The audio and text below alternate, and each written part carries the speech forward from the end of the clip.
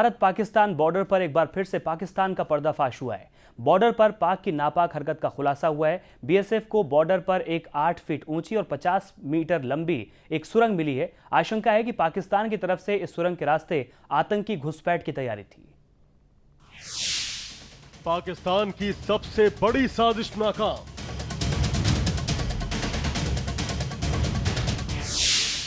पाक की नापाक हरकत का खुलासा। भारत में घुसपैठ के लिए बॉर्डर पर सुरंग।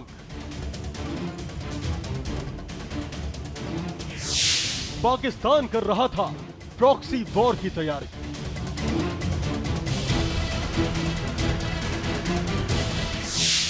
सुरंग के रास्ते होनी थी भारत में आतंकी घुसपैठ। भारत पाकिस्तान बॉर्डर पर मिले इस सुरंग ने भारतीय जवानों को दंग कर दिया है। जम्मू कश्मीर के पल्लनवाला इलाके में बीएसएफ को भारत की तरफ आती एक सुरंग मिली है। 50 मीटर की यह सुरंग पाकिस्तान अधिकृत कश्मीर से आ रही है।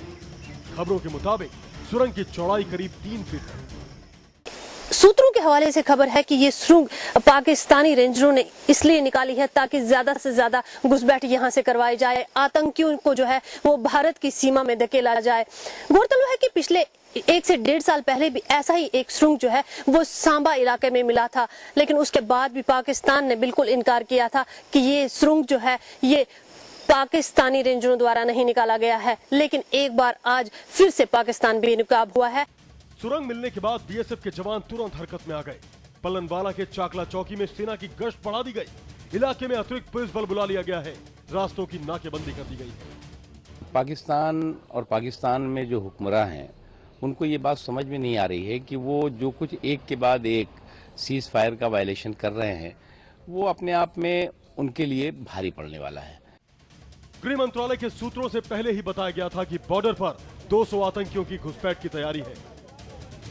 अब दो तस्वीर देखिए। एक तरफ भारत पाकिस्तान बॉर्डर पर लगातार फायरिंग जारी है। घरों पर मोर्टार शेल गिर रहे हैं। दूसरी तरफ चाकला चौकी में मिली सुरंग। बीएसएफ ये भी पता लगा रही है कहीं इस सुरंग से ध्यान हटाने के लिए पाकिस्तान की तरफ से फायरिंग तो नहीं जारी।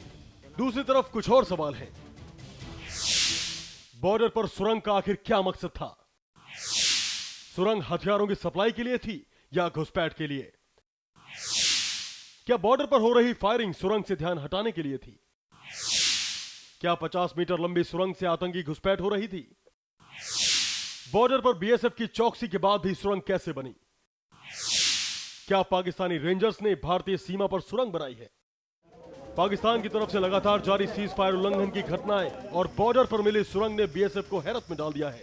यही वजह है कि सुरंग से साजिश को नाकाम करने के लिए बीएसएफ की चहलकदमी गांव में ज्यादा बढ़ गई है। पल्लनवाला से सुनीता अरोड़ा के साथ जम्मू से पंकज शर्मा की रिपोर्ट, न्यूज़ एक्सप्रेस। तो घटनाएं बताती हैं कि पाकिस्तान भारत से रिश्ते सुधारने में बिल्कुल यकीन और दिलचस्पी नहीं रखता।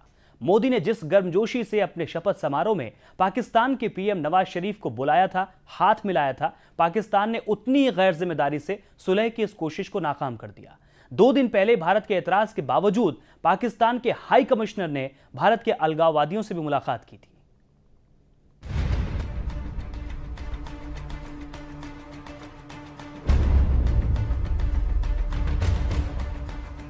दोस्ती का हाथ बढ़ाकर पीठ में खंजर मारना कोई भारत के पड़ोसी मुल्क पाकिस्तान से सीखे। अपने अस्तित्व में आने के बाद से ही पाकिस्तान भारत के खिलाफ लगातार साजिश रचता आ रहा है। लेकिन पाकिस्तान की सभी नापाक हरकतों के बावजूद भारत उसकी गलतियों को भुलाकर दोस्ती की कोशिश करता रहता है। नरेंद्र मोदी जब देश के पीएम बने तो उन्होंने सभी विवादों पर धूल डालते हुए पाकिस्तान के प्रधानमंत्री नवाज शरीफ को अपने शपथ ग्रहण समारोह में बुलाया। नवाज शरीफ घर लौटे तो पाकिस्तानी सेना ने सीज फायर का उल्लंघन शुरू कर दिया। पाकिस्तान की ओर से सीमा पर बार बार गोलीबारी की गई। मोदी जब जम्मू कश्मीर दौरे पर थे उस दौरान पाकिस्तान की ओर से लगातार फायरिंग की जा रही थी। लेकिन पाकिस्तान इतने से संतुष्ट नहीं था। 19 अगस्त को पाकिस्तान के हाई कमिश्नर अब्दुल बासित ने भारत के अलगाववादी सैयद अहमद शाह गिलानी से मुलाकात की। भारत ने इस मुलाकात का विरोध किया था, यहां तक कि इसके विरोध में भारत ने पाकिस्तान से सचिव स्तर की वार्ता तक रद्द कर दी थी। लेकिन पाकिस्तान ने भारत की एक न सुनी और न ही पाकिस्तान की ओर से सीज फायर का उल्लंघन थम रहा है। सुनीता अरोड़ा के साथ bureau report, news express, Jammu.